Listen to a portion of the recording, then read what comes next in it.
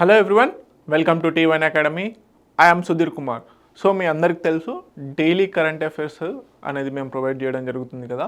So ఇప్పటి నుంచి daily current affairs ప్లేస్లో మేము ప్రతి వీక్కి సంబంధించినటువంటి ఇంపార్టెంట్ కరెంట్ అఫైర్స్తోని వీక్లీ కరెంట్ అఫైర్స్ వీడియోని ప్రొవైడ్ చేయడం జరుగుతుంది. సో ఆస్పిరెంట్స్కి స్పీడ్గా అదేవిధంగా క్విక్గా రివైజన్ చేసుకోవడం కోసం అని చెప్పేసి ఈ ఇనిషియేటివ్ అనేది తీసుకురావడం జరిగింది. ప్రతి మండే ఏదైతే మనకి గడిచిన వారానికి సంబంధించినటువంటి వేరియస్ కరెంట్ అఫైర్స్ ఏవైతే ఉంటాయో వాటిని ప్రతి సోమవారం రోజు కూడా మీకు వీడియో రూపకంగా ప్రొవైడ్ చేయడం జరుగుతుంది. సో ఆస్పిరెంట్స్ టైమింగ్స్ని వీటన్నిటిని దృష్టిలో పెట్టుకొని మీ యొక్క వాల్యుబుల్ టైంని మేము సేవ్ చేయడం కోసం అని చెప్పేసి ఈ ఇనిషియేటివ్ తీసుకురావడం జరిగింది. సో చాలా ఈజీగా చాలా క్విక్గా మనము రివైజ్ చేసుకోవడం కోసం అని చెప్పేసి ఈ ఇనిషియేటివ్ అనేది తీసుకురావడం జరిగింది. So let's see the important current affairs from 29 September నుంచి అక్టోబర్ 5 వరకు మధ్యలో జరిగినటువంటి వేరియస్ ఇంపార్టెంట్ కరెంట్ అఫైర్స్ ఏవైతే ఉన్నాయో వాటి గురించి చూద్దాం. So let's see first and foremost current affair వచ్చేసి బతుకమ్మ ఫెస్టివల్కి సంబంధించినటువంటి కరెంట్ అఫైర్ అండి. సో ఈ బతుకమ్మ ఫెస్టివల్ కండక్ట్ చేసే ప్రాసెస్లో తెలంగాణ గవర్నమెంట్ వాళ్ళు ఒక యునిక్ ఫీచర్తోని కూడుకున్నటువంటి ఒక బతుకమ్మని చేయడం జరిగింది. సో టాలెస్ట్ బతుకమ్మని 72 అవర్స్లో కేవలం 300 మెంబర్స్ సిబ్బందితోని నిర్మించడం జరిగింది. సో దానికి సంబంధించి వరల్డ్ రికార్డ్ బ్రేక్ చేయడం జరిగింది. అదేవిధంగా కొన్ని వేల మందితోని ఈ సరూర్నగర్ స్టేడియంలో పర్ఫార్మెన్స్ అనేది చేయడం ద్వారా 2 వరల్డ్ రికార్డ్స్ అనేవి బ్రేక్ చేయడం జరిగింది. సో అందుకని చెప్పేసి న్యూస్లో ఉండడం జరిగింది. సో కంపల్సరీగా అడగడం జరుగుతుంది, ఎందుకంటే అటు మనకి Telangana history and culture point of వ్యూలో బతుకమ్మ ఫెస్టివల్ చాలా ఇంపార్టెంట్.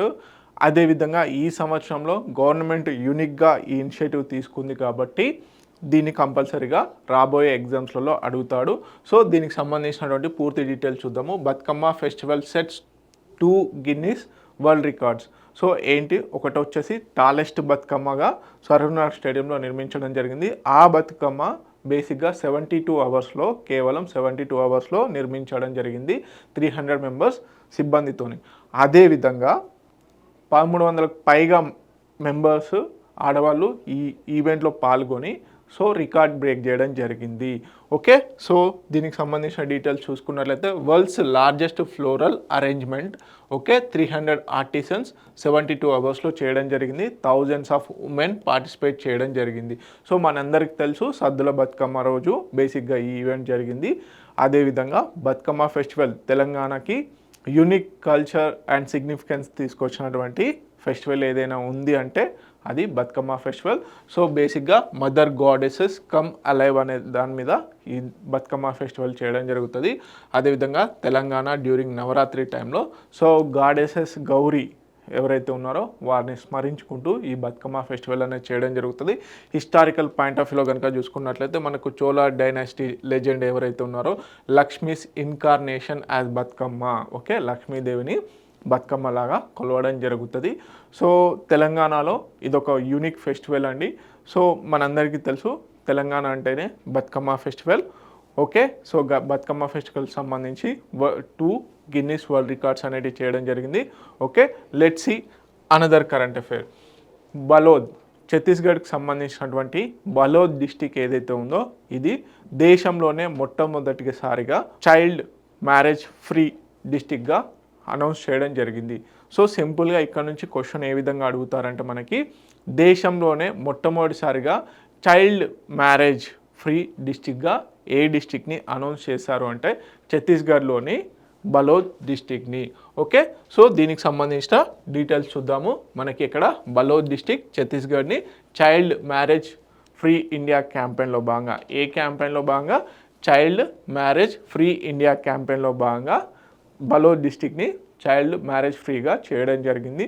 సో గత 2 సంవత్సరాల నుంచి మనకి ఈ బలోద్ డిస్టిక్లో ఒక్క చైల్డ్ మ్యారేజ్ అనేది బేసిక్గా రిజిస్టర్ అవ్వలేదు. అందుకని చెప్పేసి ఈ డిస్టిక్ని చైల్డ్ మ్యారేజ్ ఫ్రీ డిస్టిక్గా అనౌన్స్ చేయడం జరిగింది under child marriage free India క్యాంపెయిన్లో భాగంగా. ఓకే, ఎప్పుడు లాంచ్ చేశారు మరి ఈ క్యాంపెయిన్ అంటే 27 ఆగస్ట్ 2024 రోజున లాంచ్ చేయడం జరిగింది. సో బేసిక్గా 436 గ్రామ పంచాయత్ 9 అర్బన్ బాడీస్ ఏవైతే ఉన్నాయో ఇవన్నీ కూడా మనకి బలోద్ డిస్టిక్లో భాగంగా ఉన్నాయి. ఇవన్నీ కూడా మనకి చైల్డ్ మ్యారేజ్ ఫ్రీ ఉండడం జరిగింది. అందుకని చెప్పేసి బలోద్ని ఇప్పుడు దేశంలోనే మొట్టమొదటి చైల్డ్ మ్యారేజ్ బాల వివాహాలు ఏవైతే ఉన్నాయో అవి లేనటువంటి డిస్టిక్గా అనౌన్స్ చేయడం జరిగింది. సో అదేవిధంగా 2028-29 కల్లా ఛత్తీస్గఢ్ని పూర్తిగా బాల వివాహ నిర్మూలన రాష్ట్రంగా ప్రకటించనున్నాము అని చెప్పేసి అక్కడ సీఎం కూడా అనౌన్స్ చేయడం జరిగింది. ఓకే, సో బేసిక్గా ఇదొక హిస్టారిక్ అచీవ్మెంట్. ఓకే, సో బేసిక్గా ఇదొక హిస్టారిక్ అచీవ్మెంట్. దీనికి సంబంధించినటువంటి డీటెయిల్స్ ఇవ్వండి. Okay, let's see another current affair. Next వచ్చేసి 49th ప్రగతి మీటింగ్ అనేది నిర్వహించడం జరిగింది. సో ప్రోయాక్టివ్ గవర్నెన్స్ అనేది భాగంలో బేసిక్గా ప్రగతి ఇనిషియేటివ్ని తీసుకురావడం జరిగింది. సో ఈ ప్రగతి ఇనిషియేటివ్ ఏంటి అంటే సెంట్రల్ అండ్ స్టేట్ గవర్నమెంట్కి సంబంధించిన, ముఖ్యంగా సెంట్రల్ గవర్నమెంట్కి సంబంధించినటువంటి వేరియస్ స్కీమ్స్ ఏవైతే ఉన్నాయో వాటి ఇంప్లిమెంటేషన్ ఏ విధంగా ఉంది అని చెప్పేసి ప్రధానమంత్రి అధ్యక్షతన ఈ మీటింగ్స్ అనేవి కండక్ట్ చేయడం జరుగుతుంది. సో అంటే ప్రాజెక్ట్ సంబంధించి ఏ విధంగా ఇంప్లిమెంటేషన్ జరిగింది, అదేవిధంగా ఏ స్టేజ్లో ఉంది, ఎఫిషియెంట్గా వర్కింగ్ జరుగుతుందా లేదా, ఫండ్ అలొకేషన్ ప్రాపర్గా యూజ్ అవుతుందా లేదా అని చెప్పేసి మనకి ప్రధానమంత్రి నుంచి బేసిక్గా గ్రౌండ్ లెవెల్ వరకు రిపోర్టింగ్స్ అనేవి చేయడం కోసం అని చెప్పేసి ఈ ప్రగతి మీటింగ్ అనేది కండక్ట్ చేయడం జరుగుతుంది. దాంట్లో భాగంగా 49th ప్రగతి మీటింగ్ అనేది జరిగింది. సో దీంట్లో ప్రధానంగా చూసుకున్నట్లయితే 8 ప్రాజెక్టులకు సంబంధించి 8 ఇనిషియేటివ్స్ గురించి ప్రధానంగా డిస్కస్ చేయడం జరిగింది. సో వాటి గురించి చూద్దాము.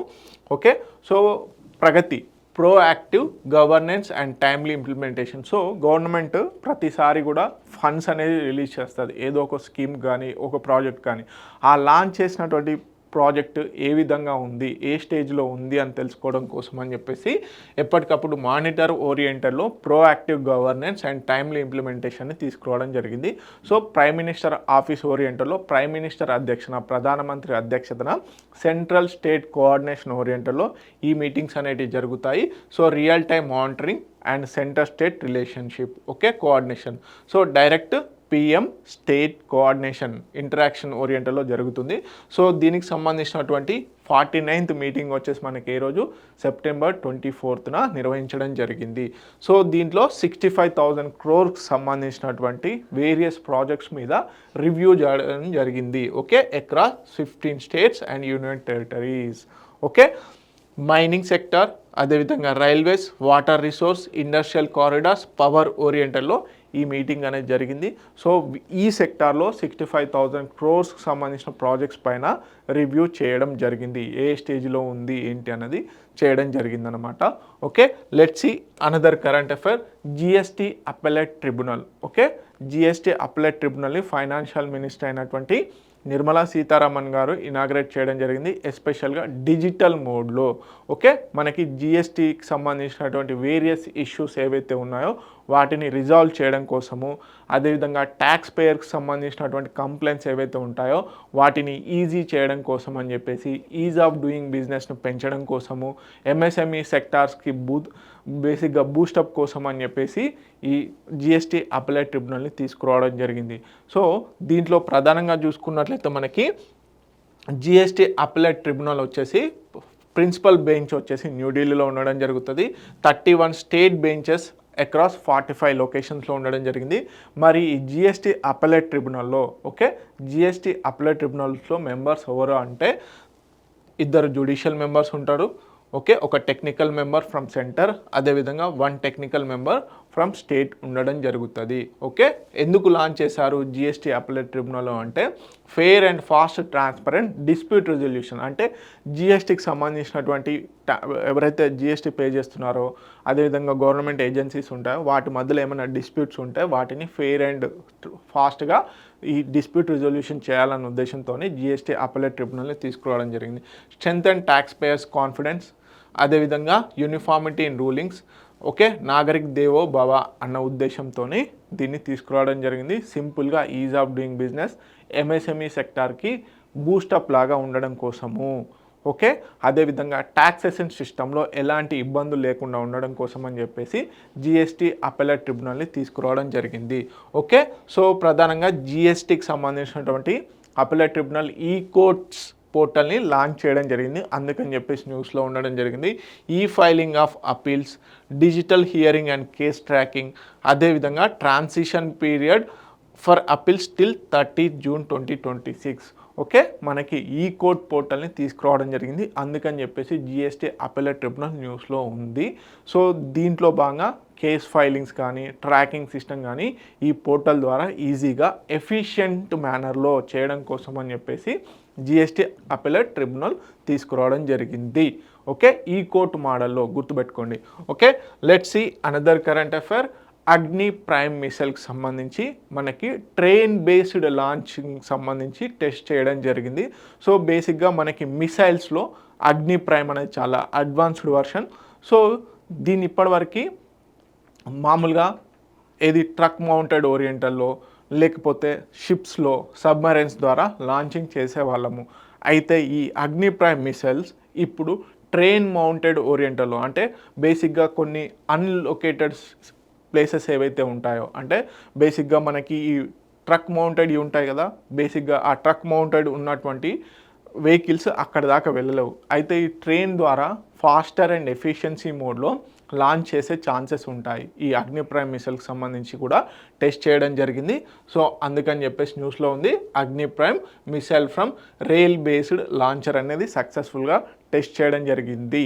ఓకే, సో దీనికి సంబంధించిన డీటెయిల్స్ చూసుకున్నట్లయితే India joins US, China, Russia with rail based ballistic missile launch capability. అంటే ఈ సక్సెస్ ద్వారా ఇప్పుడు ఇండియా, యుఎస్, చైనా, రష్యాలతో సరసన చేరడం జరిగింది బాలిస్టిక్ మిసైల్స్ని రైల్ బేస్డ్గా లాంచ్ చేయడంలో. Okay, second strike capability and strengthen nuclear deterrence. Okay, marks A leap mobile defence technologies. Okay, అంటే బేసిక్గా మనకి ఒకే ప్లేస్లో నుంచి మనకి ఏదైతే మౌంటింగ్ ఉంటాయో అక్కడ నుంచి లాంచ్ చేసే ఛాన్సెస్ ఉంటాయి. ఇప్పుడు ట్రాన్స్పోర్ట్ ఫెసిలిటీ ఉందనుకోండి, మల్టిపుల్ లొకేషన్స్లో డైనమిక్ ప్లేసెస్ నుంచి మనకి లాంచింగ్ కెపాసిటీ అనేది పెరిగింది. ఓకే, సో ఎవరు డెవలప్ చేశారో అగ్ని ప్రైమ్ మిసైల్ని అంటే డిఆర్డిఓ. దీని యొక్క రేంజ్ ఎంత? 2000 కిలోమీటర్స్. సో ప్రొపల్షన్ ఏంటి? 2 స్టేజ్ సాలిడ్ ప్రొపెలెంట్. గుర్తుపెట్టుకోండి, మనకి సాలిడ్ ప్రొపెలెంటా లిక్విడ్ ప్రొపెలెంటా అనేది రాకెట్ ఇంజన్స్లో అడుగుతాడు. అయితే మనకి బేసిక్గా మిసైల్ టెక్నాలజీలో కూడా ఏ టైప్ ఆఫ్ ఫ్యూయల్ వాడతారు అని అడుగుతాడు. సో ఇది 2 stage solid propellant. Okay, so canister quick and secure deployment ఓరియంటల్లో ఉంటుంది. మొబైలిటీ అంటే చూసుకున్నట్లయితే రోడ్ మొబైల్ ఇండక్టెడ్ ఎర్లియర్, ఇప్పుడు రైల్ బేస్డ్ కూడా వ్యాలిడేట్ చేయనున్నారు. సో దీని యొక్క అడ్వాంటేజెస్ ఏంటి? Lighter, more accurate, faster to deploy. Okay, strategic significance ఏంటి? ఫ్లెక్సిబిలిటీ పెరుగుతుంది. అంటే ఒకే ప్లేస్లో నుంచి కాకుండా మనం మిసైల్స్ని డిఫరెంట్ ప్లేసెస్ నుంచి లాంచ్ చేసేందుకు ఇది వెసులుబాటు చేయనుంది. దీని ద్వారా ఏంది, మన మిసైల్ టెక్నాలజీ రెజ్యూమ్ని, న్యూక్లియర్ కేపబిలిటీని, అదేవిధంగా శత్రు దేశాలకు సంబంధించినటువంటి డిటరెన్స్ని నాశనం చేయడం కోసము ఎంతగానో ఉపయోగపడుతుంది. Okay, national security and deterrence పోస్చర్ని పెంచుతుంది అన్నమాట. Okay, let's see another current affair. India nominates IIT Madras United Nations AI excellence సెంటర్గా నామినేట్ చేయడం జరిగింది. యునైటెడ్ నేషన్స్ ఐక్యరాజ్య సమితికి సంబంధించి ఏఐ సెంటర్ ఆఫ్ ఎక్సలెన్స్గా ఇటీవల కాలంలో భారతదేశం ఏ ఇన్స్టిట్యూట్ని నామినేట్ చేసిందంటే అది ఐఐటి మద్రాస్. ఓకే, సో బేసిక్గా సెంటర్ ఆఫ్ ఎక్సలెన్స్లో ఐఐటి మద్రాస్ ఏదైతే ఆర్టిఫిషియల్ ఇంటెలిజెన్స్కి సంబంధించి చాలా అడ్వాన్స్డ్ వేరియంట్లో ఉంది కాబట్టి యునైటెడ్ నేషన్స్కి సంబంధించినటువంటి ఈ సెంటర్ ఆఫ్ ఎక్సలెన్స్లో ఇండియా నుంచి ఐఐటి మద్రాస్ని నామినేట్ చేయడం జరిగింది. ఓకే, దీనికి సంబంధించిన డీటెయిల్స్ కనుక చూసుకున్నట్లయితే India nominates IIT Madras United Nations centre of excellence సెంటర్గా ఫర్ ఆర్టిఫిషియల్ ఇంటెలిజెన్స్. ఓకే, దీన్ని ఎవరు అనౌన్స్ చేశారు? మైటీ అంటే ఏంటి, మనకి షార్ట్ కట్స్లో మైటీ అంటారు. దీనికి సంబంధించి అబ్రివేషన్ ఏంటి? Ministry of Electronics and Information Technology at United Nations event in New York. Okay, AI governance and digital ఇంక్లూజన్స్లో ఇండియా యొక్క స్ట్రెంగ్తన్ చేయడం కోసమని. మరి ఐఐటి మద్రాస్ని ఎందుకు నామినేట్ చేశారు? Recognised institute of eminence, AI research, అదేవిధంగా స్కిల్లింగ్ అండ్ ఇన్నోవేషన్స్లో భాగంగా, అదేవిధంగా United Nations ODET global AI hub నెట్వర్క్కి ఎంతగానో ఉపయోగపడుతుంది. సో మనం ఇటీవల కాలం చూసాం ఐఐటి మద్రాస్ టాప్డ్ కాన్జిక్యూటివ్ మనకి ఏది ఇన్స్టిట్యూట్ ఆఫ్ ఎమినెన్స్ ర్యాంకింగ్స్లో మనకి ఐఐటి మద్రాస్ ఏదైతే ఉందో అది ర్యాంకింగ్స్లో కూడా ఫస్ట్ చేయడం జరిగింది. ఓకే, కోర్ ఆబ్జెక్టివ్ ఏంటి సెంటర్ ఆఫ్ ఎక్సలెన్స్లో అంటే ఆర్టిఫిషియల్ ఇంటెలిజెన్స్ స్కిల్ గ్యాప్ని బేసిక్గా తగ్గిస్తుంది, ఎథికల్ ఏఐ గవర్నెన్స్ని పెంచుతుంది, ఇంక్లూజివ్ ఏఐ యాక్సెస్ని, అదేవిధంగా పాలసీ అండ్ ఇన్నోవేషన్ ఓరియంటెడ్లో మనము స్ట్రెంథన్ చేసుకోవడానికి ఇలాంటి ఈవెంట్స్ ఎంతగానో ఉపయోగపడతాయి. సో సింపుల్గా క్వశ్చన్ ఇక్కడ నుంచి ఒకటి అడుగుతాడు. ఏమని అడుగుతాడు? ఇటీవల కాలంలో United Nations centre of excellence in artificial ఇంటెలిజెన్స్కి మన దేశం నుంచి ఏ ఇన్స్టిట్యూట్ని ప్రమోట్ చేస్తుంది అంటే ఐఐటి మద్రాస్ని నామినేట్ చేయడం జరిగింది. Okay, let's see another current affair. మనకి తిరుమల తిరుపతి దేవస్థానం ఉంది కదా, సో మనకి ఏదైతే క్యూ కాంప్లెక్స్ ఉంది కదా, బేసిక్గా అక్కడికి చాలామంది భక్తులు వస్తారు. సో భక్తుల యొక్క స్టేటస్ని తెలుసుకోవడం కోసము ఆ క్యూ కాంప్లెక్స్లో ఏ విధంగా ఉంది, స్టాండింగ్ పొజిషన్లో ఉన్నారా, ఎంతమంది ఉన్నారు అని అర్థం చేసుకోవడం కోసమని ఆర్టిఫిషియల్ ఇంటెలిజెన్స్తో కూడుకున్నటువంటి కృత్రిమ మేధస్తో కూడుకున్నటువంటి కమాండ్ కంట్రోల్ సెంటర్ని ఏర్పాటు చేయనున్నారు. ఓకే, దీనికి సంబంధించి సీఎం చంద్రబాబు నాయుడు గారు ఇనాగ్రేట్ కూడా చేయడం జరిగింది. Tirumala gets India's first artificial intelligence based, okay ఇక్కడ గుర్తుపెట్టుకోండి, India's first artificial intelligence based command centre for pilgrims. Okay, మనకి క్యూ లైన్స్కు సంబంధించి ఏదైతే ఉందో TTD inaugurates integrated command control centre at Tirumala September 25, 2025 రోజున. దీన్ని ఇనాగ్రేట్ చేసింది ఎవరు? చంద్రబాబు నాయుడు గారు, సీఎం.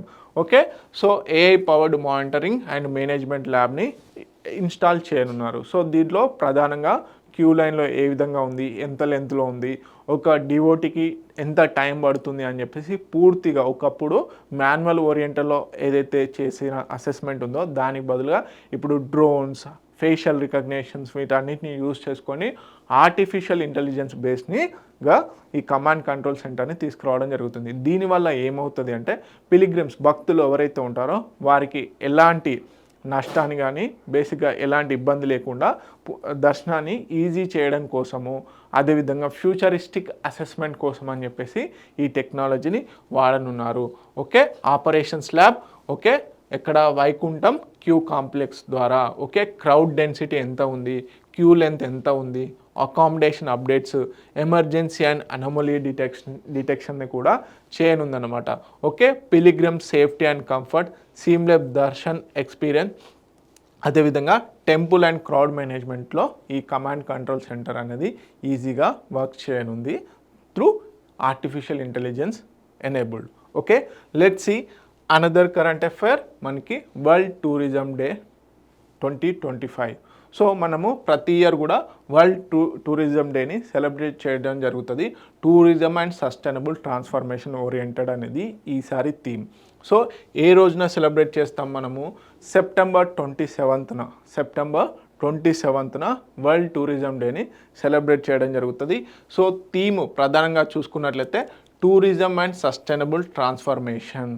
ఓకే, సో టూరిజం బేస్డ్గా సస్టైనబుల్ ట్రాన్స్ఫర్మేషన్ అంటే ఇప్పుడు బేసిక్గా పర్యాటకులు వస్తారు, అక్కడ వాళ్ళు ప్లాస్టిక్ బాటిల్స్, ప్లాస్టిక్ ఏవైతే క్యారీ బ్యాగ్స్ ఉంటాయో వాటిని యూజ్ చేయకుండా టూరిజాన్ని సస్టైనబుల్ మేనర్లో అభివృద్ధి చెందించాలి అని చెప్పేసి ఈ ఇయర్ థీమ్ తీసుకోవడం జరిగింది. సో దీన్ని ఎవరు ఎస్టాబ్లిష్ చేశారు? United Nations World tourism Organization వాళ్ళు. సో దీన్ని ఎప్పుడు అడాప్ట్ చేసుకోవడం జరిగింది? స్టాచ్యూస్ వచ్చేసి 1970sలో చేయడం జరిగింది. అయితే వరల్డ్ టూరిజం డేని ఎప్పటి నుంచి సెలబ్రేట్ చేస్తున్నారు అంటే 1980 నుంచి. Okay, platform to highlight tourism role in growth, culture and cooperation ఓరియంటల్లో వరల్డ్ టూరిజం ఆర్గనైజేషన్ అనేది కీ రోల్ చేయనుంది. Okay, tourism and sustainable transformation అనేది theme. Alliance tourism with United Nations sustainable development goals. Okay, promote green recovery, అదేవిధంగా responsible tourism ఓరియంటల్లో. So focus areas ఏంటి? Reduce carbon emissions, okay, conserve biodiversity, empower women, youth, indigenous communities, support small scale community enterprises. Okay, education and skills into tourism sector. Okay, so ఓవరాల్గా world tourism డేని ఎప్పుడు celebrate చేస్తారో అనేది important మనకి competitive exam ఓరియంటల్లో. అదేవిధంగా theme ఏంటి అనేది కూడా important. Okay, let's see another current affair national geo science awards 2024. So national geo సైన్స్కి సంబంధించి బేసిక్గా మనకి ప్రెసిడెంట్ ద్రౌపది ముర్ము గారు 2024 గాను అవార్డ్స్ అనేవి ఇవ్వడం జరిగింది. దాంట్లో ప్రధానంగా లైఫ్ టైమ్ అచీవ్మెంట్ అవార్డ్స్, ఇలాంటి అవార్డ్స్ ప్రధానంగా అడిగే ఛాన్సెస్ ఉన్నాయి. సో ఎవరెవరికి ఈ అవార్డ్స్ వచ్చాయి, అదేవిధంగా ఏ రోజున ప్రజెంట్ చేశారు అనేటి డీటెయిల్స్ చూద్దాం. ఓకే, సో సెప్టెంబర్ 26, 2025 రోజున రాష్ట్రపతి భవన్ కల్చరల్ సెంటర్లో మనకి ఈ జియో సైన్స్ అవార్డ్స్ అనేవి ఇవ్వడం జరిగింది. ఓకే, ప్రెసిడెంట్ ద్రౌపది ముర్ము గారి ఆధ్వర్యంలో. సో ఈ Jio science, national geo science awards ఎవరు ఇస్తున్నారు అంటే మినిస్ట్రీ ఆఫ్ మైన్స్ 1966 నుంచి 1966 నుంచి ఈ అవార్డ్స్ అనేవి ఇవ్వడం జరుగుతుంది.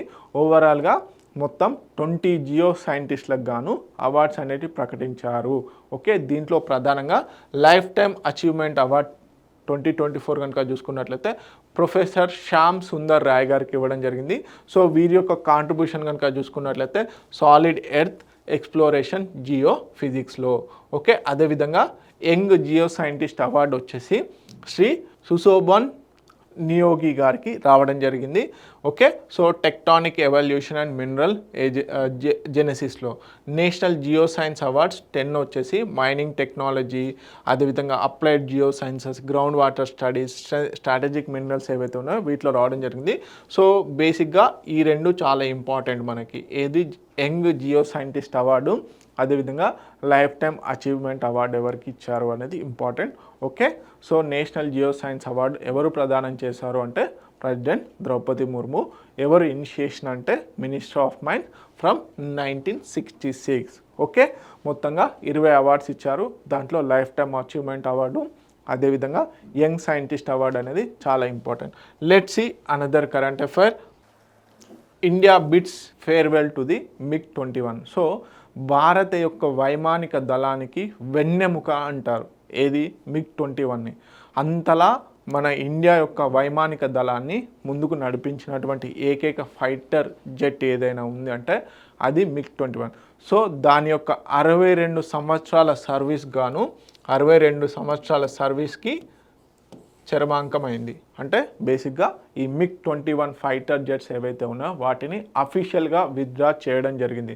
మనకి కార్గిల్ వార్లో కానీ, అంతకుముందు 1966 రీసెంట్గా బాలాకోట్ అటాక్ ఏదైతే ఉందో దాంట్లో కూడా MiG-21 ఫైటర్ ఎయిర్క్రాఫ్ట్స్నే వాడడం జరిగింది.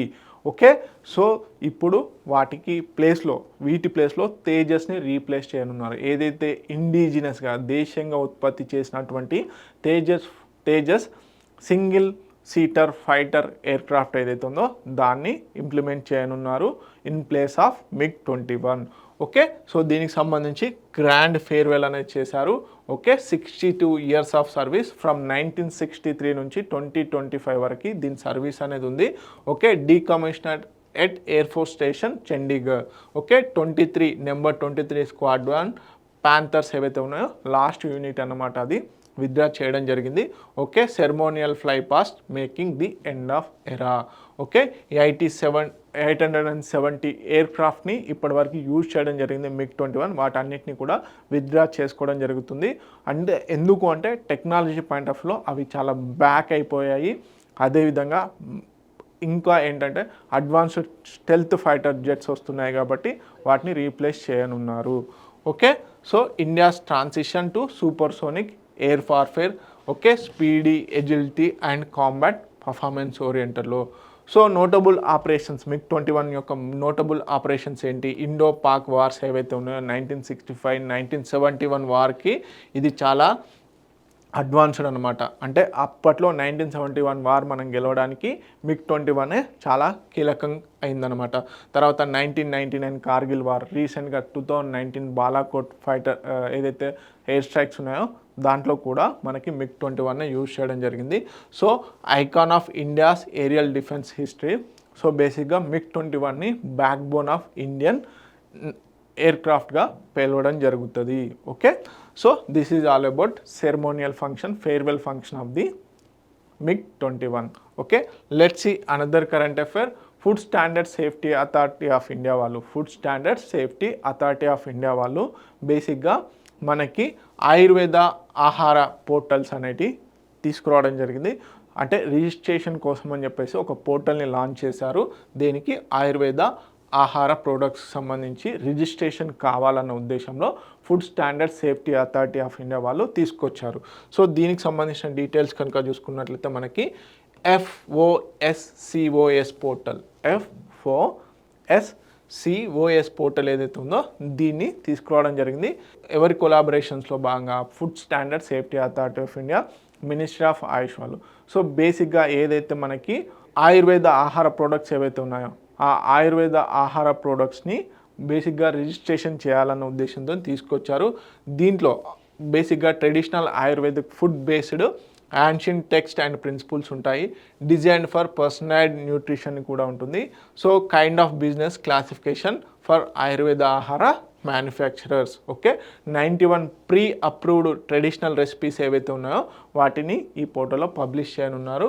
So collaboration with the ministry of AYUSH. Okay, food safety రెగ్యులేషన్స్కి అదేవిధంగా ఆయుర్వేదిక్ ఫుడ్ ఇండస్ట్రీ గ్రోత్కి ఇది ఎంతగానో ఉపయోగపడుతుంది.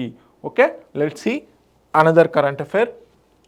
R. Venkataraman reappointed as the Attorney General of India till 2027. మనకి article 76 of the Indian constitution ఏం చెప్తుంది?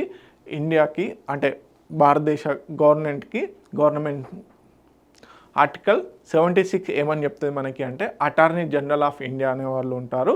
సో దానికి సంబంధించిన అపాయింట్మెంట్ వచ్చేసి ప్రెసిడెంట్ గారు చేయడం జరుగుతుంది. ఓకే, సో ఇప్పుడు ఆర్ వెంకటరమణి గారు మనకి ఆల్రెడీ అటార్నీ జనరల్గా చేయడం జరుగుతుంది. సో ఇప్పుడు మళ్ళీ వారి యొక్క 2 years సర్వీస్ అనేది ఎక్స్టెన్షన్ చేయడం జరిగింది. సో ప్రధానంగా చూసుకున్నట్లయితే వీరు వన్ ఆఫ్ ది మోస్ట్ అంటే అటార్నీ జనరల్ పోస్ట్ స్వీకరిస్తున్న వాళ్ళు ఏంటంటే ఫస్ట్ లా పర్సన్ అంటే eminent law person in India అని చెప్పొచ్చు. ఓకే, సో అటార్నీ జనరల్ సంబంధించి చూసుకున్నట్లయితే 1 October 2025 రోజున రీఅపాయింట్ చేయడం జరిగింది. వీరు 30 September 2027 వరకు కంటిన్యూ అవుతారు. మనకి minister of law and justice వాళ్ళు ఎవరైతే ఉన్నారో వారు అపాయింట్ చేయడం జరిగింది. కాకపోతే ప్రెసిడెంట్ ద్రౌపది ముర్ము గారు ఎవరైతే ఉన్నారో వారు అఫీషియల్గా అపాయింట్ చేయడం జరుగుతుంది. Okay, article 76 of the Indian constitution establishes the office of attorney general. So బేసిక్గా సీనియర్ అడ్వకేట్ అదేవిధంగా కాన్స్టిట్యూషనల్ ఎక్స్పర్ట్ అయి ఉండాలి. సో సింపుల్గా అటార్నీ జనరల్ పోస్ట్ ఏంటంటే గవర్నమెంట్కి లా పాయింట్ ఆఫ్ వ్యూలో మనకి న్యాయపరమైనటువంటి చిక్కులు ఏమైనా ఉన్నాయా, ఏదైనా చేయాలి అన్నా కానీ ఒక సూపర్ అడ్వైజర్గా ఉండడం జరుగుతుంది. అదేవిధంగా వీరు గవర్నమెంట్ తరపున అపీల్ కూడా అవ్వచ్చు ఎనీ కోర్టులో కూడా. Okay, so serving as attorney general of India since 30 September 2022 నుంచి వీరు సర్వ్ చేయడం జరుగుతుంది. Renowned for counsel national legal మ్యాటర్స్లో. ఓకే, సో అటార్నీ జనరల్ యొక్క రోల్ ఏంటి? వీరు chief legal adviser to the government of India. అదేవిధంగా సుప్రీం కోర్ట్స్ అండ్ హైకోర్ట్స్లో కూడా వీరు గవర్నమెంట్ ఆఫ్ ఇండియా నుంచి అపీల్ అవ్వచ్చు. ఓకే, లీగల్ అండ్ కాన్స్టిట్యూషనల్ మ్యాటర్స్లో వీరు గవర్నమెంట్కి అడ్వైజర్గా ఉంటారు. ఓకే, పార్లమెంటరీ డిబేట్లో లీగల్ ఇష్యూస్ పాయింట్ ఆఫ్ వ్యూలో పాల్గొంటారు. ఇది ఇంపార్టెంట్ పాయింట్, గుర్తుపెట్టుకోండి. మనకి అటార్నీ జనరల్ మనకి పార్లమెంటరీ అఫైర్స్లో భాగంగా పార్లమెంట్లో ఉభయ సభల్లో పార్టిసిపేట్ చేయొచ్చు లీగల్ మ్యాటర్స్ ఉన్నప్పుడు. కాకపోతే వీరి యొక్క వాదనను కూడా వినిపించవచ్చు, అంటే వీరి యొక్క పాయింట్ని రేస్ చేయొచ్చు. కాకపోతే ఓటింగ్ అనేది లేదు, గుర్తుపెట్టుకోండి. This is the most important point. Okay, ensure continuity in legal council at the national level.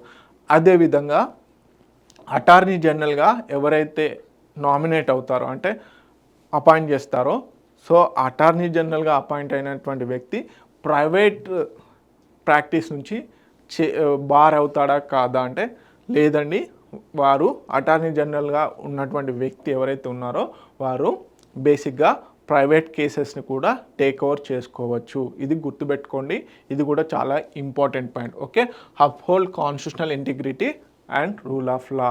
Okay, next current affair కనుక చూసుకున్నట్లయితే మనకి Navya empowering adults and girls for Viksit Bharat. So మనం 2047 కల్లా డెవలప్డ్ నేషన్గా ఏదైతే వికసిత్ భారత్గా చూడాలనుకుంటున్నామో దానికి అడల్ట్స్ అండ్ గర్ల్స్ ఎంపవరింగ్ చేయాలన్న ఉద్దేశంతో ఈ నవ్య ఇనిషియేటివ్ని తీసుకురావడం జరిగింది. ఎవరెవరు అంటే ministry of women and child development, అదేవిధంగా ministry of skill development and entrepreneurship. Ministry of skill development and entrepreneurship ఈ 2 మినిస్ట్రీస్ కలిపి ఈ నవ్య ఇనిషియేటివ్ని తీసుకురావడం జరిగింది. ఎవరైతే అడల్ట్స్ అండ్ గర్ల్స్ ఉంటారో వాళ్ళకి ఎమర్జింగ్ టెక్నాలజీస్లో ట్రైనింగ్ ఇవ్వాలన్న ఉద్దేశంతో ఈ నవ్య ఇనిషియేటివ్ని తీసుకురావడం జరిగింది. సో దీనికి సంబంధించిన డీటెయిల్స్ కనుక చూసుకున్నట్లయితే ఓకే, ఎక్కడ లాంచ్ చేశారు? ఉత్తరప్రదేశ్లోని Sonbhadra ministry of skill development entrepreneurs, అదేవిధంగా ministry of women and child development. Adults and girls 16 to 18 years మధ్యలో ఉన్న వాళ్ళు ఎవరైతే ఉన్నారో under served tribal and remote ఏరియాస్లో ఉన్నటువంటి అమ్మాయిలు ఎవరైతే ఉన్నారో వాళ్ళకి బేసిక్గా ఎమర్జింగ్ టెక్నాలజీస్ ఏవైతే ఉన్నాయో వాటిలో వొకేషనల్ ట్రైనింగ్ ఇవ్వాలి, అదేవిధంగా వాళ్ళలో ఎంపవర్మెంట్ తీసుకురావాలన్న ఉద్దేశంతో ఈ నవ్య ఇనిషియేటివ్ని తీసుకొచ్చారు. దీంట్లో భాగంగా 3,850 గర్ల్స్ ఇన్ 27 ఆస్పిరేషనల్, అదేవిధంగా north eastern districts across 19 states నుంచి ఈ నవ్య ఇనిషియేటివ్లో భాగంగా ఇంతమందికి వొకేషనల్ ట్రైనింగ్ అనేది ఇవ్వనున్నారు. Nurturing aspiration through vocational training young adults and girls in emerging technologies. Okay, emerging sectors ఏవైతే దాంట్లో భాగంగా బిల్స్ ఆన్ ప్రధానమంత్రి కృషి వికాస్ యోజన 4.0, అదేవిధంగా ప్రధానమంత్రి విశ్వకర్మ ఫ్రేమ్వర్క్స్లో భాగంగా కూడా చేయనున్నారు. సో ఎమర్జింగ్ సెక్టార్స్ ఏంటి?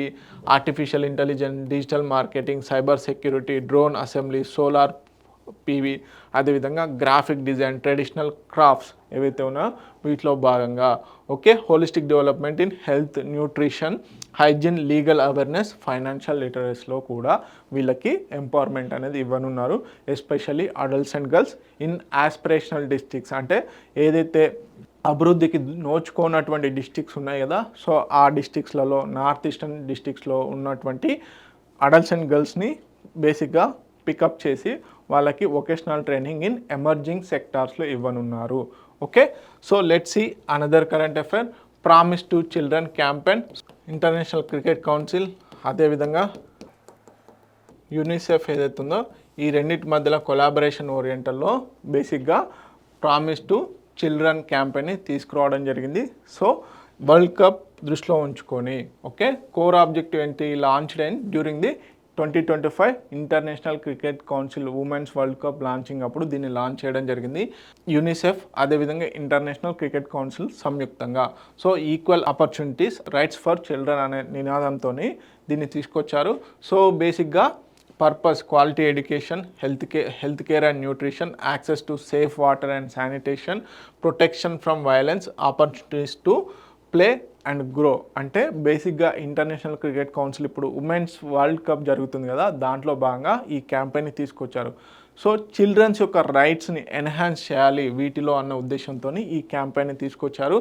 సో దీనికి Ayushman Khurana UNICEF national ambassador, స్మృతి Mandanna Indian women's cricket team vice captain, అదేవిధంగా జైషా ఐసీసీ చైర్మన్, అదేవిధంగా మనకి యూనిసెఫ్ ఇండియా రిప్రజెంటేటివ్ ఎవరైతే ఉన్నారో వీరు ఈ క్యాంపెయిన్లో పాల్గొనడం జరిగింది. Okay, let's see another current affair. World archery championship para అథ్లెటిక్స్లో పారా ఛాంపియన్స్లో భాగంగా మనకి ఏంటి శీతల్ దేవి గారు గోల్డ్ మెడల్ అనేది గెలుచుకోవడం జరిగింది. World archery para championship. Okay, world archery para ఛాంపియన్షిప్లో శీతల్ దేవి గారు గోల్డ్ మెడల్ అనేది తీసుకురావడం జరిగింది. ఈ పోటీలో మనకి ప్రధానంగా ఇతర విభాగాల్లో కూడా మనకి మెడల్స్ అనేటివి రావడం జరిగింది. సో దీని గురించి కనుక చూసుకున్నట్లయితే ప్రధానంగా వరల్డ్ ఆర్చరీ పారా ఛాంపియన్షిప్ ఎక్కడ నిర్వహించడం జరిగింది? సౌత్ కొరియాలో నిర్వహించడం జరిగింది. దీనికి సంబంధించి వరల్డ్ కాంపౌండ్ ఓపెన్లో శీతల్ దేవి గారికి ఛాంపియన్షిప్ రావడం జరిగింది. వీరు టర్కీకి సంబంధించినటువంటి ఉజ్నూర్ గూరి గిర్ది మీద గెలవడం జరిగింది. అదేవిధంగా age 18 years first world title in individual category. ఎవరికి? శీతల్ దేవ్ గారికి. సో వారి యొక్క ఏజ్ వచ్చేసి జస్ట్ 18 years మాత్రమే. ఓకే, సో ఇదే విభాగంలో అంటే మనకి ఛాంపియన్షిప్స్లో భాగంగా silver medal women's compound open టీంలో భాగంగా మనకి సరితాదేవి గారికి సిల్వర్ మెడల్ అనేది రావడం జరిగింది ఓపెన్ టీం విభాగంలో. అదేవిధంగా బ్రాంజ్ మెడల్ వచ్చేసి కాంపౌండ్ మిక్స్డ్ టీం కేటగిరీలో తొమాన్ కుమార్ గారికి రావడం జరిగింది. మొత్తం ఈ పారా వరల్డ్ ఛాంపియన్షిప్లో మనకి ఆర్చరీ విభాగంలో 3 మెడల్స్ అనేది రావడం జరిగింది. సో శీతల్ దేవ్ గారికి వరల్డ్ ఛాంపియన్షిప్ రావడం జరిగింది. Okay, let's see another current affair, RBI bimonthly monetary policy. So మనందరికీ తెలుసు మానిటరీ పాలసీలో భాగంగా repo rates, reverse repo rates, అదేవిధంగా ఎస్ఎల్ఆర్, సిఆర్ఆర్ ఇవి ఏవైతే ఉన్నాయో వాటికి సంబంధించి బై మంత్లీ పాలసీలో భాగంగా, మానిటరీ పాలసీలో భాగంగా ఆర్బీఐ ఎప్పటికప్పుడు రేట్స్ అనేటివి చేంజ్ చేస్తూ ఉంటుంది based up on the economic performance.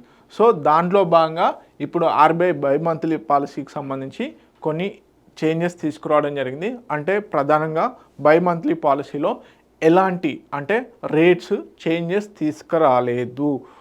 Okay, so దీనికి సంబంధించి కనుక చూసుకున్నట్లయితే రెపో రేట్ ఎంత ఉంది? 5.50%. మనకు తెలుసు రెపో రేట్ అంటే, రివర్స్ రెపో రేట్ అంటే ఏంటి? రెపో రేట్ అంటే ఏంటి?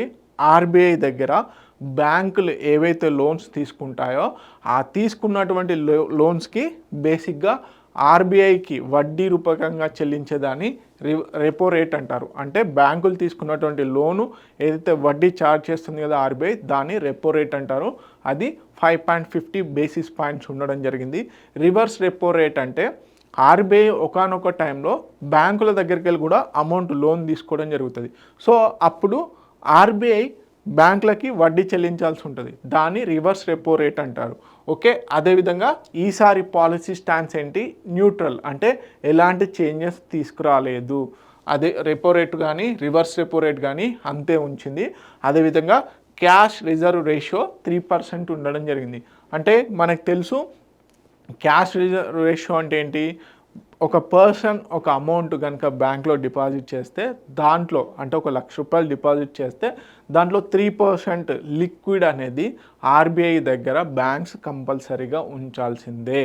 ఓకే, సో దాన్ని క్యాష్ రిజర్వ్ రేషియో అంటారు. ఎస్ఎల్ఆర్ ఇవన్నీ కూడా బేసిక్గా ఎప్పటికప్పుడు ఆర్బీఐ చేంజ్ చేస్తూ ఉంటుంది తన మానిటరీ పాలసీలో భాగంగా. అదేవిధంగా ఎస్డిఎఫ్ రేట్ వచ్చేసి 5.25%, మార్జినల్ స్టాండింగ్ ఫెసిలిటీ రేట్ వచ్చేసి 5.75%, బ్యాంక్ రేట్ వచ్చేసి 5.75%గా ఉండడం జరిగింది.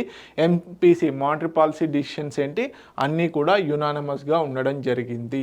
అదేవిధంగా గ్రోత్ ఫోర్కాస్ట్ అనేది చేయడం జరుగుతుంది. మన ఇండియన్ ఎకానమీ ఏ విధంగా పర్ఫార్మెన్స్ చేస్తుంది అని, అదేవిధంగా అభివృద్ధి ఎంత ఉందని ఎస్టిమేట్ చేయడం జరుగుతుంది. దాంట్లో భాగంగా 6.5% ఉంటుంది అని చెప్పింది గతంలో ఫైనాన్షియల్ ఇయర్ 26, కానీ ఫైనాన్షియల్ ఇయర్ 26 6.8కి పెరుగుతుంది జీడిపి గ్రోత్ అని ఇటీవల ఆర్బీఐ బై మంత్లీ పాలసీలో చెప్పడం జరిగింది. అంటే మన యొక్క గ్రోత్ అనేది పెరుగుతుంది అని చెప్పేసి కూడా చెప్పడం జరిగింది. Let's see another current affair, Telugu language day 2025 at Saudi అరేబియాలో నిర్వహించడం జరిగింది. సో ఎవరు నిర్వహించారు ఏంటి అనే డీటెయిల్స్ చూద్దాము. ప్రధానంగా వచ్చేసి P4 మోడల్ అవేర్నెస్ ప్రోగ్రాంలో భాగంగా Saudi Arabia Telugu association, TDP NRI committee వాళ్ళు బేసిక్గా తెలుగు డేని సెలబ్రేట్ చేశారు. సో దీంట్లో 2000+ అటెండీస్ అనేది అటెండ్ అవ్వడం జరిగింది, including NRIs participated to promote Telugu culture and social empowerment. Okay, so P4 model ఏంటి? Public, private and people participation ఓరియంటల్లో డెవలప్మెంట్, సస్టైనబుల్ డెవలప్మెంట్ చేయాలి, అదేవిధంగా తెలుగు కల్చర్ని పెంచాలన్న ఉద్దేశంతో చేశారు. సో థీమ్ ఏంటి? Zero poverty by 2047 through collective action ఓరియంటల్లో అని చెప్పేసి చేశారు. ఓకే, వర్చువల్ అడ్రస్ వచ్చేసి Kondapalli Srinivas, MSME, SERP minister. Okay, next వచ్చేసి ఎంపసైజ్డ్ ఏపీస్ పావర్టీ ఎరాడికేషన్ మిషన్ని ఎంపసైజ్ చేయడం జరిగింది ఈ మీటింగ్లో. Okay, so let's see another current affair, president bodyguard on 25 years of service. Okay, మనకి ప్రెసిడెంట్ బాడీ గార్డ్స్ అనే ఒక బేసిక్గా యూనిట్ ఉంటుంది. ఆ యూనిట్కి ఇప్పుడు గోల్డెన్ జూబ్లీ 75 ఇయర్స్ అనేది సెలబ్రేట్ చేయడం జరుగుతుంది. దాంట్లో భాగంగా న్యూస్లో ఉందన్నమాట. సో దీన్ని ఎవరు ఎస్టాబ్లిష్ చేశారు?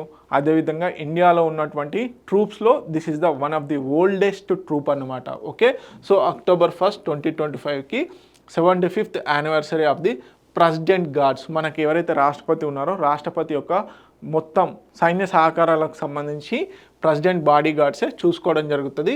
So since 1950. ఓకే, ఈ వెన్యూ ఎక్కడ జరిగింది? రాష్ట్రపతి భవన్లో నిర్వహించడం జరిగింది. డైమండ్ జూబ్లీ, సిల్వర్ ట్రంపెట్, అదేవిధంగా ట్రంపెట్ బ్యానర్ని బహుకరించడం జరిగింది. Okay. So oldest regiment of Indian ఆర్మీలో ఉన్నటువంటి ఓల్డెస్ట్ రెజిమెంట్ ఎప్పుడు ఎస్టాబ్లిష్ చేశారు దీన్ని? యాక్చువల్గా 1773లో వారన్ హెస్టింగ్ ఎవరైతే ఉన్నారో గవర్నర్ జనరల్ వారన్ హెస్టింగ్ ఏర్పాటు చేయడం జరిగింది. సో దీంట్లో ఇనిషియల్గా 50 క్యావలరీ ట్రూప్స్ మాత్రమే ఉన్నాయి. సో తర్వాత పెంచడం జరిగింది. 27th January 1950 రోజున దీన్ని బేసిక్గా ఏమని పేరు మార్చారు? ప్రెసిడెంట్ బాడీ గార్డ్స్గా పేరు మార్చడం జరిగింది. 1957లో ఫస్ట్ సిల్వర్ ట్రంపెట్ అనేది చేయడం జరిగింది. Banner president to the doctor Rajendra Prasad. Okay. 2 standards అనేవి ఉంటాయి. Only regiment allowed to the hold 2 standards. ఏంటి? President standards of bodyguard, regimental standard of బాడీగార్డ్స్గా ఉండడం జరుగుతుంది. సో ఇప్పుడు 75 years అనేది ప్రెసిడెంట్ బాడీగార్డ్స్ సెలబ్రేట్ చేస్తున్నారు, diamond jubilee. Okay. Let's see another current affair. India's first private helicopter assembly line అనేది ఏర్పాటు చేయడం జరుగుతుంది. ఏ స్టేట్లో అంటే కర్ణాటకలో. సో మనకి ఎయిర్ బస్ మధ్యలో, అదేవిధంగా టాటాకు సంబంధించినటువంటి డిఫెన్స్ మ్యానుఫ్యాక్చర్ మధ్యలో ఈ ఒప్పందం అనేది జరిగింది. సో దీంట్లో H125M హెలికాప్టర్ ఏదైతే ఉందో దీని అసెంబ్లీ లైన్ని కర్ణాటకలో ఏర్పాటు చేయనున్నారు. Okay. India's first private helicopter assembly line. Okay. So ఎక్కడ? Vemgal, Karnataka. Okay. So Tata advanced systems limited అదేవిధంగా ఎయిర్ బస్ మధ్యలో బేసిక్గా ఈ ఒప్పందం జరిగింది. దీంట్లో H125 ఎయిర్ బస్ సంబంధించినటువంటి హెలికాప్టర్ని అసెంబ్లీ లైన్ చేయనున్నారు. సో ఫస్ట్ డెలివరీ వచ్చేసి 2027 కల్లా ఇవ్వనున్నారు. Okay. First private helicopter assembly line in India. అదేవిధంగా సివిల్ అండ్ డిఫెన్స్ ఏవియేషన్ కేపబిలిటీస్లో ఎంతగానో ఇండిజినస్గా ఈ టెక్నాలజీ డెవలప్మెంట్ ఉపయోగపడుతుంది. గ్లోబల్ ఏవియేషన్ హబ్గా ఇండియా మారనుంది. అదేవిధంగా బేసిక్గా ఎయిర్ బస్కి సంబంధించినటువంటి H125 హెలికాప్టర్స్ యొక్క స్పెషాలిటీస్ కనుక చూసుకున్నట్లయితే ఎయిర్ బస్ కంపెనీకి సంబంధించినటువంటి ఇకురోలి ఫ్యామిలీకి సంబంధించినటువంటి హెలికాప్టర్ అన్నమాట. Okay. 40 million flight hours world wide.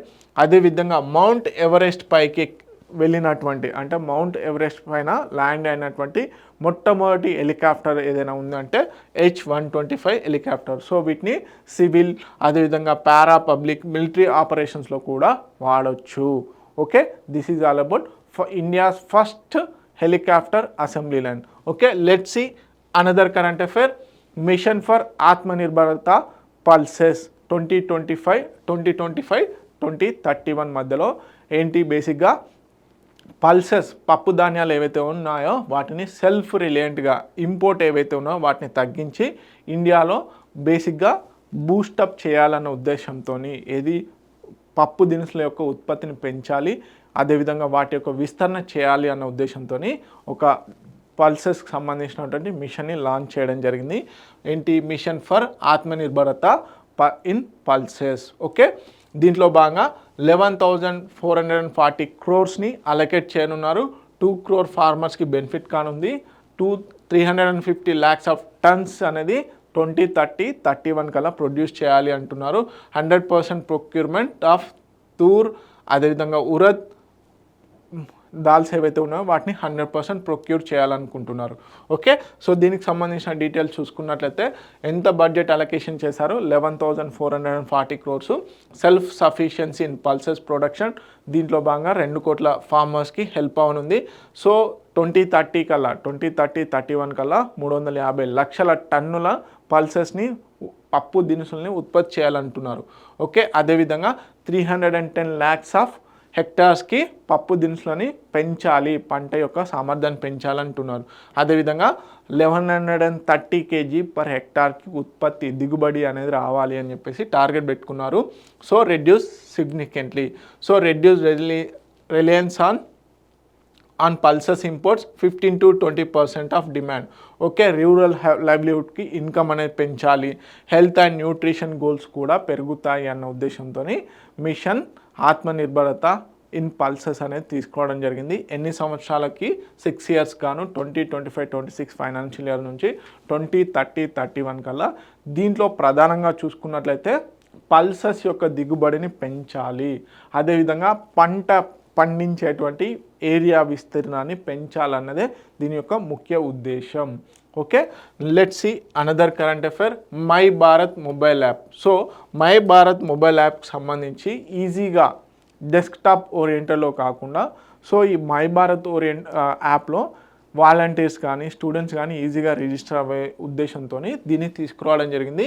So union minister doctor Mansukh Mandaviya ఎవరైతే ఉన్నారో వారు లాంచ్ చేయనున్నారు 1st October 2025. Bring youth empowerment opportunities to mobile devices, integrating volunteering, internship, AI tools and civic మేనేజ్మెంట్లో. సో ఈ దీంట్లో రిజిస్ట్రేషన్ వచ్చేసి 1.81 crore యూత్ అనేది register అయ్యారు. అదేవిధంగా 1.20 lakh ఆర్గనైజేషన్స్ ఆల్రెడీ రిజిస్టర్ అయి ఉన్నారు మై భారత్లో. సో ఇప్పుడు మొబైల్ వర్షన్ తీసుకొచ్చారు యాప్ అనేది, mobile first access, any time anywhere access without desktop dependency.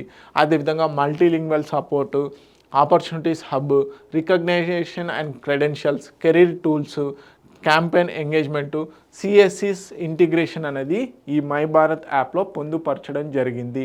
Okay, వాటికి సంబంధించిన details. Let's see another current affair, world green economy summit 2025. ఈ ఇయర్ వచ్చేసి ఎన్నో ఎడిషన్? 11th edition. ఎక్కడ నిర్వహించారు? దుబాయ్లో. ఓకే, దుబాయ్లో నిర్వహించడం జరిగింది 11th edition world green economy summit 2025 దుబాయ్లో. ఓకే, దీనికి సంబంధించిన హైలైట్స్ కనుక చూసుకున్నట్లయితే మనకి 2nd October 2025 రోజున వరల్డ్ ట్రేడ్ సెంటర్ దుబాయ్కి సంబంధించినటువంటి వరల్డ్ ట్రేడ్ సెంటర్లో నిర్వహించడం జరిగింది. థీమ్ ఏంటి? Innovating for impact, accelerating the future of the green economy. Okay, దీంట్లో భాగంగా 3,300 పైగా డెలిగేట్స్ ఫ్రమ్ 30 కంట్రీస్ నుంచి పార్టిసిపేట్ చేయడం జరిగింది. కోర్ థీమ్స్ ఏంటి ఈ గ్రీన్ సమ్మిట్లో? Innovation, equity, net zero ambition. So బేసిక్గా వరల్డ్ ఎకానమీని గ్రీన్ ఓరియంటల్లో అంటే సస్టైనబుల్ ఓరియంటల్లో, పొల్యూషన్ లేకుండా రీసైకిల్డ్ ఓరియంటల్లో డెవలప్ చేయాలన్నదే ఈ వరల్డ్ గ్రీన్ ఎకానమీ సమ్మిట్ యొక్క ముఖ్య ఉద్దేశం. దీంట్లో ఏంటి? Innovation, leveraging technology for climate action and sustainable development oriented. అదేవిధంగా ensuring fair and inclusive solution for all countries, all communities, driving strategies for carbon neutrality and sustainable growth. Okay, key focus areas ఏంటి? Technology integration in green sectors, అదేవిధంగా climate finance mechanism, policy framework to accelerate sustainability, youth involvement in climate action, role of small and micro enterprises in sustainable solutions ఓరియంటల్లో ఏ విధంగా ఉండాలి అని చెప్పేసి ఈ సమ్మిట్లో discuss చేయడం జరిగింది. సో ప్రధానంగా ఎక్కడ నిర్వహించారు, ఎన్నో ఎడిషన్ అండ్ థీమ్ ఏంటి అనేది important. Innovating for impact, accelerating the future of the green economy. Okay, let's see another current affair. India's first dugong కన్జర్వేషన్ని IUCN అఫీషియల్గా రికగ్నైజ్ చేయడం జరిగింది. ఓకే, పాక్ బే ఏదైతే ఉందో మనకి బే ఆఫ్ బెంగాల్ దగ్గర ఉన్నటువంటి పాక్ బే, అదేవిధంగా మనకి గల్ఫ్ ఆఫ్ మన్నార్లో ఈ డుగాంగ్ కన్జర్వేషన్ అనేది ఉంది. సో దాన్ని అఫీషియల్గా IUCN రికగ్నైజ్ చేయడం జరిగింది. Okay, India's first dugong conservation reserve IUCN recognition పొందింది. ఎక్కడ ఉంది అంటే మనకి పాక్ బే ఏదైతే ఉందో Gulf of Mannar, Pak state మధ్యలో ఉన్నటువంటి ఈ పాక్ బే దగ్గర ఈ కన్జర్వేషన్, డుగాంగ్ కన్జర్వేషన్ అనేది ఉంది. ఓకే, దీనికి సంబంధించిన డీటెయిల్స్ చూద్దాం. IUCN recognises India's first dugong conservation reserve. Okay, ఇక్కడ పాక్ బే, తమిళనాడు. ఓకే, సెప్టెంబర్ 2022లో వైల్డ్ లైఫ్ ప్రొటెక్షన్ యాక్ట్ 1972 కింద దీన్ని ఎస్టాబ్లిష్ చేయడం జరిగింది. ఏది? ఈ రిజర్వ్ని. ఓకే, ఈ డుగాంగ్ కన్జర్వేషన్ రిజర్వ్ని. ఓకే, సో ఇప్పుడు IUCN అఫీషియల్గా వరల్డ్ కన్జర్వేషన్ కాంగ్రెస్లో అఫీషియల్గా రికగ్నైజ్ చేయడం జరిగింది. ఓకే, సో ఏరియా వచ్చేసి 448.34 స్క్వేర్ కిలోమీటర్స్ ఈ dugong conservation area. Okay, so first mammal conservation reserve in India. Okay, so first marine mammal conservation. So ఈ డుగాంగ్స్ ఏవైతే ఉన్నాయో అవి పాలిచ్చే జంతువులు. సో వాటిని మ్యామల్స్ అంటాం, మనందరికీ తెలుసు. సో దీని యొక్క IUCN స్టేటస్ కనుక చూసుకున్నట్లయితే ఎండేంజర్డ్ కేటగిరీలో ఉంది. So protect 12,250 hectares of seagrass మెడోస్ని ఈ బేసిక్గా డుగాంగ్స్ కన్జర్వ్ చేయనున్నాయి. ఓకే, సో దీనికి సంబంధించి అబౌట్ డుగాంగ్స్ కనుక చూసుకున్నట్లయితే సైంటిఫిక్ నేమ్ వచ్చేసి డుగాన్ అనేది సైంటిఫిక్ నేమ్. సో వీటికి బేసిక్గా ఎక్స్క్లూజివ్లీ సీ గ్రాస్ అనేది ఫీడ్ అంటే ఫుడ్. సో ప్రతి డే 30 నుంచి 40 kgs వరకు కన్జ్యూమ్ చేయడం జరుగుతుంది. Maintain healthy seagrass ecosystem, aiding fish breeding and coastal హెల్త్కి ఇవి ఎంతగానో హెల్ప్ అవుతాయి ఈ డుగాంగ్స్. సో ఇవి ఎక్కడ ప్రధానంగా చూసుకున్నట్లయితే Palk Bay, gulf of Mannar, gulf of Kutch, అదేవిధంగా అండమాన్ అండ్ నికోబార్ ఐలాండ్స్లో ఈ డుగాంగ్స్ అనేటివి ఉండడం జరుగుతుంది. Okay, this is all about India's first IUCN recognized dugong conservation reserve. Okay, ఎక్కడ ఉంది? పాక్ స్టేట్. నెక్స్ట్ కనుక చూసుకున్నట్లయితే వరల్డ్ ఫుడ్ ఇండియా 2025 సమ్మిట్ అనేది నిర్వహించడం జరిగింది. సర్వింగ్ ది ఫ్యూచర్ అనే దాంతో. సో ప్రాసెసింగ్ ఫర్ ప్రాస్పరిటీ ఎప్పటి నుంచి ఎప్పటి వరకు 25th సెప్టెంబర్ నుంచి 28th మధ్యలో వరల్డ్ ఫుడ్ ఇండియాని నిర్వహించడం జరిగింది. ఎక్కడ? భారత్ మండపంలో. ఏ మినిస్ట్రీ నిర్వహించింది? Ministry of food processing industries. Okay, so ప్రధానంగా చూసుకున్నట్లయితే showcase India as the food basket of the world, అదేవిధంగా investment in food processing, sustainable inclusive food, connecting farmers, processors, అదేవిధంగా ఇన్వెస్టర్స్ని కనెక్ట్ చేసే ప్రాసెస్లో దీన్ని ఆర్గనైజ్ చేయడం జరిగింది వరల్డ్ ఫుడ్ ఇండియాని. సో దీంట్లో భాగంగా 1700 పైగా ఎగ్జిబిటర్స్ని ఇంట్రడ్యూస్ చేయడం జరిగింది. 500+ ఇంటర్నేషనల్ బయర్స్ రావడం జరిగింది. అదేవిధంగా representation from 100 countries. So focused countries ఎక్కడ అంటే పార్ట్నర్ కంట్రీస్ వచ్చేసి New Zealand, Saudi Arabia. Focus countries వచ్చేసి రష్యా, UAE, జపాన్, వియత్నాంని బేసిక్గా బేస్ చేసుకొని ఈ వరల్డ్ ఫుడ్ ఇండియాని నిర్వహించడం జరిగింది. 21 ఇండియన్ స్టేట్స్, యూనియన్ టెరిటరీస్ నుంచి డెలిగేషన్స్ కూడా పార్టిసిపేట్ చేశారు. 10 సెంట్రల్ మినిస్టర్స్ని కూడా పార్టిసిపేట్ చేయడం జరిగింది. సో వరల్డ్ ఫుడ్ ప్రోగ్రాంలో భాగంగా అంటే వరల్డ్ ఫుడ్ ఇండియాలో భాగంగా ప్రధానంగా చూసుకున్నట్లయితే ఎందుకు అంటే ఇండియా యొక్క ఫుడ్ ప్రాసెసింగ్ సెక్టార్ని ఇంక్రీజ్ చేయాలన్న ఉద్దేశంతో ఒక టైప్ ఆఫ్ షోకాస్ అన్నమాట, అంటే ఒక టైప్ ఆఫ్ ఎగ్జిబిషన్. దీంట్లో ఇన్వెస్టర్స్ రావడం జరుగుతుంది, వేరియస్ ఫుడ్ ప్రజెంటర్స్ కూడా రావడం జరుగుతుంది. సో అక్కడ ఏంటంటే కొన్ని అగ్రిమెంట్స్ జరుగుతాయి. ఏంటి? ఇన్వెస్ట్మెంట్ రిలేటెడ్ అగ్రిమెంట్స్ అనేవి జరుగుతాయి అన్నమాట. Okay, let's see another current affair. Saral tool. Okay, simplifying scientific research. So బేసిక్గా సైంటిఫిక్ రీసెర్చ్ని సింప్లిఫై చేయడం కోసం అని చెప్పేసి ఆర్టిఫిషియల్ ఇంటెలిజెన్స్ ఎనేబుల్డ్ సరల్ టూల్ని తీసుకురావడం జరిగింది. సో దీంట్లో ప్రధానంగా చూసుకున్నట్లయితే మనకి అబ్రివేషన్ సింప్లిఫైడ్, సరల్ యొక్క అబ్రివేషన్ చెప్తున్నాను, simplified and automated research amplification and learning. Okay, Anusandhan national research foundation వాళ్ళు ఈ సరల్ టూల్ని తీసుకురావడం జరిగింది. పర్పస్ ఏంటి? Make scientific research accessible to all through AI powered simplification. Okay, దీంట్లో ఏంటి? ఏవైతే రీసెర్చ్ పేపర్స్ ఉంటాయో వాటిని AI driven extraction of key insights from complex research papers ఏవైతే ఉంటాయో వాటిని ఏఐకి ఇచ్చి AI దాంట్లో నుంచి కీ వర్డ్స్ ఏవైతే ఉంటాయో వాటిని ఎక్స్ట్రాక్ట్ చేయడం జరుగుతుంది. ఓకే, లేపర్సన్ సమ్మరీస్ కనుక చూసుకున్నట్లయితే వీడియోస్ని సమ్మరైజ్ చేయడము, పాడ్కాస్ట్, పోస్టర్స్, ప్రజెంటేషన్స్ని ఈ AI టూలు, ఈ సరల్ టూలు సమ్మరైజ్ చేసి వ్యాలిడ్ ఇన్ఫర్మేషన్ అనేది బయటికి ఇవ్వడం జరుగుతుంది. సో దీని ద్వారా ఏంటి? ప్రధానంగా డ్రగ్ డిస్కవరీ, ఏరోస్పేస్ రీసెర్చ్కి, క్లైమేట్ సైన్స్కి, అడ్వాన్స్డ్ మెటీరియల్స్కి ఎంతగానో ఉపయోగపడుతుంది. సో సరల్ టూల్ ఏంటి? సైంటిఫిక్ రీసెర్చ్ని చాలా ఈజీ చేయడం కోసం అని చెప్పేసి ఈ టూల్ని తీసుకురావడం జరిగింది. AI enabled extraction from the complex research documents. Okay, ఇవ్వండి important current affairs of this week. So మరిన్ని ఇంపార్టెంట్ వీడియోస్ కోసం please watch T1 Academy. Thank you so much.